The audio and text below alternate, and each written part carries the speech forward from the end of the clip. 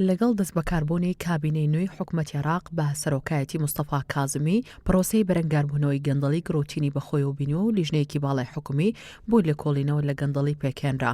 دەستگای دژێتیرۆ ڕاستپێردرا بۆ جێبەجێکردنی بڕیارەکانی ئەو لیژنەیە و دادگا و دەستگیرکردنی ئەو لێپرسراوانی تۆمەتبارن بە گەندەڵی و ئەوەش بۆ یەکەمین جارە هێزەکانی دژەتیرۆر ڕادەستپێردرێن بۆ دەستگیرکردنی تۆمەتبارانی گەندەڵی. هەفتی ڕابردوو هەڵمەتێک بۆ دەستگیرکردنی ژمارەیەک لێپرسراوی عێراقی بە تۆمەتی گەندەڵی دەستی پێکردو هێزێکی دژەتیرۆر ئەحمەد سەعدی سەرۆکی پێشووی دەستەی نیشتیمانی خانەنشینی و 6 لێپرسراوی تری دەستگیر کرد لە چوارچەوەی ئەو هەڵمەتی بەڕێوە دەچێت بۆ بەرەنگاربوونەوەی گەندەڵی لە عێراقدا. بەپێی وتەی سەرچاوەکان ئەو هێزە سەربازیە لە سەرفەرمانی مستەفا کاظمی هەڵمەتی دەستگیرکردنی ئەو حەوت لێپرسراوەیان ئەنجام داوە کە تۆمەتبارن با گەندەڵی و بڕیاروایە بەم نزیکانش هەڵمەتی دەستگیرکردنی ژمارەیەک لێپرسراوی تر بە تۆمەتی گەندەڵی بەڕێوە بچێت.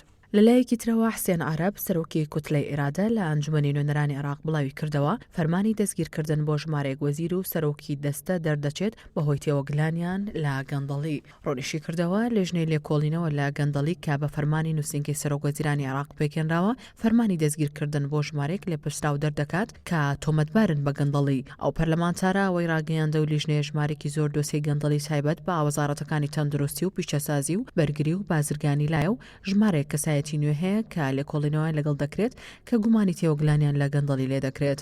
لە نێو کەسانی فەرمانی دەستگیرکردنیان بۆ دەردەچێت دوو وەزیری پێشوو سەرۆکی دەستە و سەرۆکی دیوانی تێدایە و ئەو لیژنە حکومیە زۆرێک دۆسی لەلایە کە دۆسی لە دوای دۆسێ دەکرێتەوە و دواتر فەرمانی دەستگیرکردن بۆ تۆمەتبارەکان دەردەچێت.